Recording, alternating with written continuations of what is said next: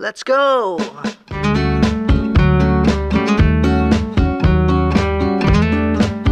Ah, good morning po pala again. Ipeplex ko lang po yung wedding na inattendan ko noong 3 days ago bago kami magpunta ng Bulacan. Yes, that was May 8. Ayan po. Meron po akong inattendan na wedding which is hindi naman po malungkot, na lagi na lang malungkot ang aking binablog sa inyo. That's the reality of life. It's balance. You say hello and then at the end you say goodbye. And katulad ng isang kwento, merong umpisa at merong wakas. Depende po yan sa wakas. Merong masaya, merong malungkot. And I believe na ang pagdi-end ng isang istorya ay hindi pa doon nagtatapos, kundi marami tayong natutunan sa istorya na yon, sa story na yon. We learn from it, and we will apply on our lives na ang buhay pala ay napakaganda at napakasagana kung ang sentro po natin ay ang Panginoong Diyos. Kaya ayan po, at shoutout po sa mga nagmamahal, sa mga patuloy na magmamahal. Ito po, sana po magustuhan ninyo ang traditional Ilocano wedding. Hindi po ito bongga, pero napaka elegante at napakasaya. Although kahit na mainit ang panahon, ay nakangiti pa rin ang lahat ng tao dito sa Pilipinas, dito sa Nueva Ecija. Ayan, shout out sa ikinasal. Shout out po pala kay Spencer Dacayo and Clarice Batolonon. Sa inyo, Spencer and Clarice, nawa ay magpatuloy ang inyong pagmamahalan at pag-iibigan, dahil ang Diyos ay pag-ibig. Katulad nga ng sinabi ni Mayor Monta, na isentro nyo ang relationship nyo ang Panginoon. At happy wedding day noong May 8. At ginawa nyo akong ninong, salamat. At patuloy kayong, nawa ay patuloy kayong magmahalan, lalo na sa hirap at ginhawa.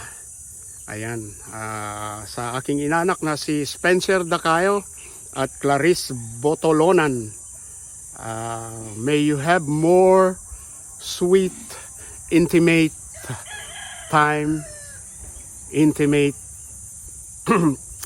days, and as you said in your wedding invitation, forever and always. Ayan po. Ito po. Forever and always. Ayan po sa inyo. Sa inyong dalawa ay magmahalan kayo at magtulungan. And kami, mga ninong at ninang, ay susuporta sa inyo at magbibigay ng payo, guidance, at lagi kaming nasa sa inyo, yung likuran. Ayan po, at ipeplex ko po sa inyo sa kanila, at maraming salamat at kinuha nyo akong sponsor. Ayan po, Arnold Manaloto, andyan po ako. Ayan ho. At ngayon ho ay 39 degrees. Ayan po, kainitan. Alas 10 pa lang po ng umaga. Ayan. At always and forever.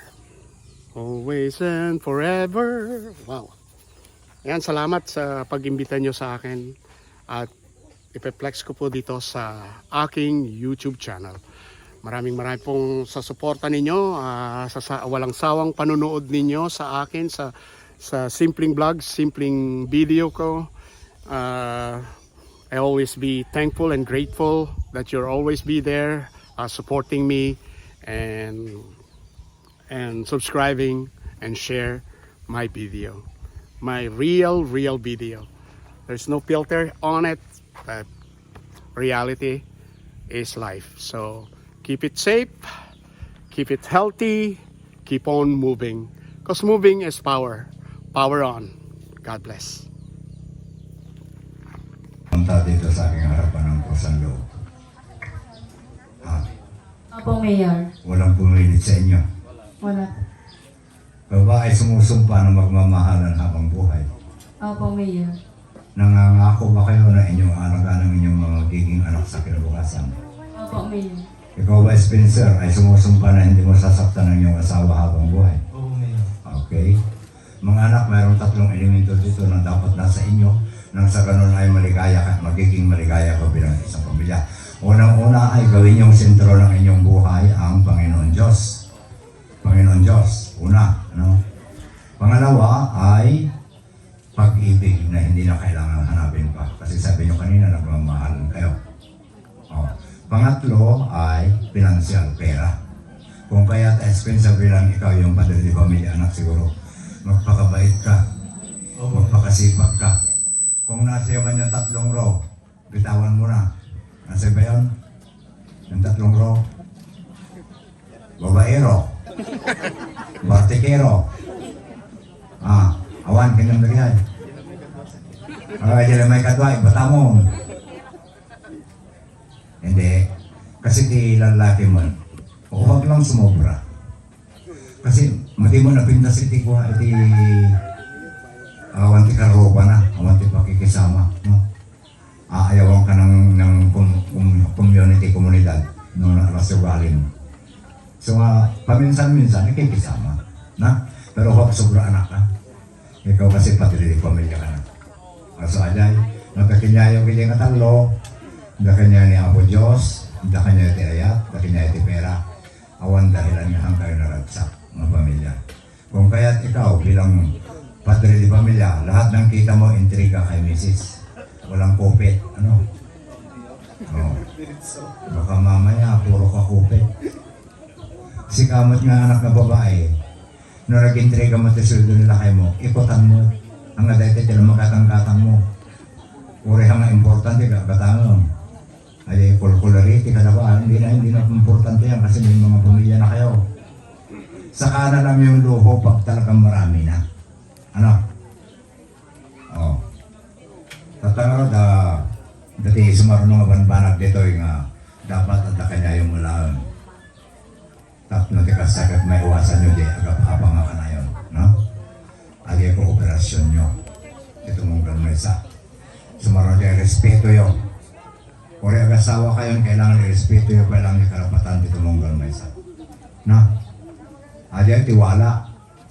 Tiwala sa nagasot na porsyento kasi sikat yung nagpakasar eh. So, ibig sabihin kayo nagmamahalan. So, magtiwala kayo. Kaya nyo yung silos-silos nga dyan, imon-imon. Ata imon nga ata, pero dyan natin pamilya ata. No? Ang kayo mamamati, huwag bagata nga, imon ka no, tanda ng pagmamala, huwag kayo maniwala doon. Ang imon na yan, nakakasira ng pamilya yan. No? Kaya, sumarunod dyan, di kayo nga agsab-sabay nga napodot ti ulo na. Ang mga Spencer, na tibig-bigat, karamihan ti babae ba sa BBR malating iwa talaga. Talak na nga talak, wala naman ti kapuna. Natumtang na kanya nga oras, pastra kami ka nawan, pawaran niya kanigit. Di ka nagungot, di ka tagarilatan. Yang lang. Ito na nababawan di ulo na. Mari nang asigam, kisang so na lips to lips. Sa kayo og tungtong. Pagtungtungan nyo anak no nagkapan nyo problema, pero kanyo.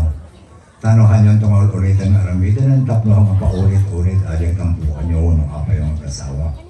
Sapagat yung kasawa talagang dumteng di oras na talaga agapa kayo. Oras sinupay nga kangatuan nga tao tilubong. nga nag-asawa. Dumten kaya oras na dyan. So nga nga, agiti bagbaga ano dumten, to kaya nga oras na dito ito dapat alam din yun. Na? Okay?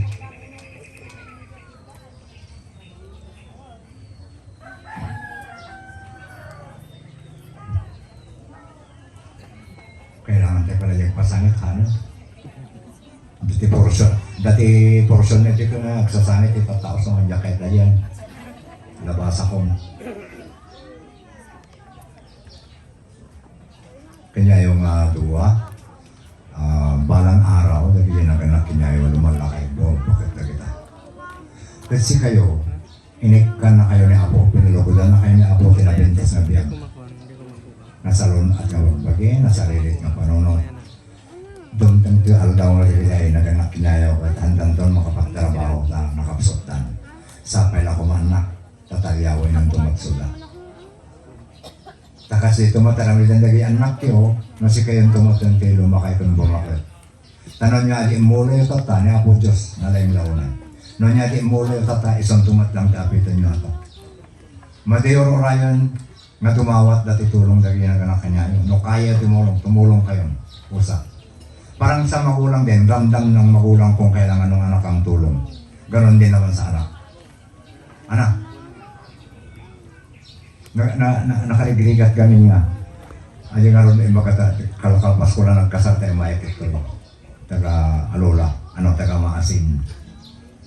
Imbagak manan nga, nagkatuti kinaskasar kon.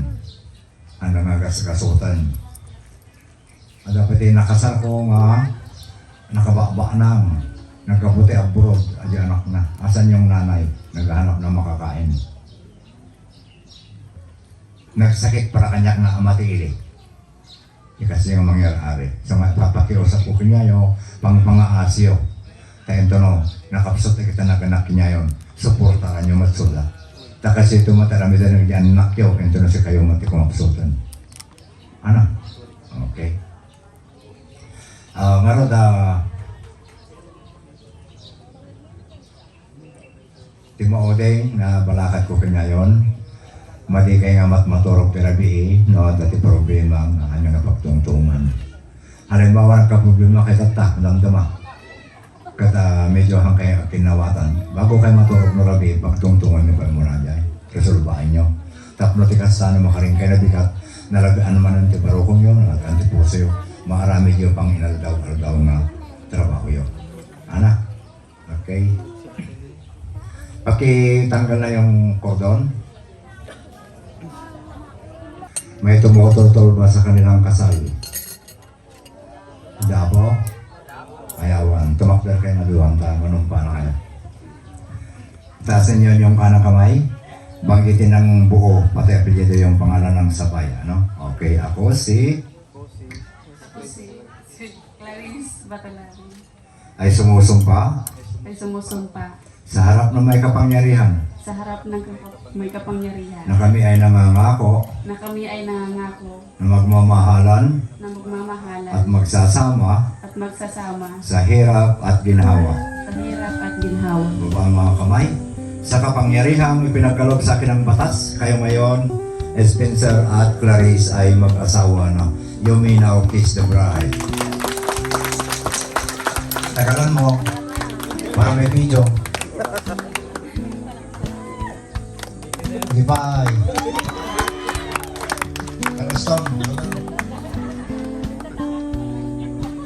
Sige, tabaw kayo tapirmaan natin. Alam niyo, dati marriage contract yun yung opisina ni Frankie Mapalawas Makadomingo. Ano may rehistro pa dyan, Manila. Patayin niyo lahat ang kandila, sabay.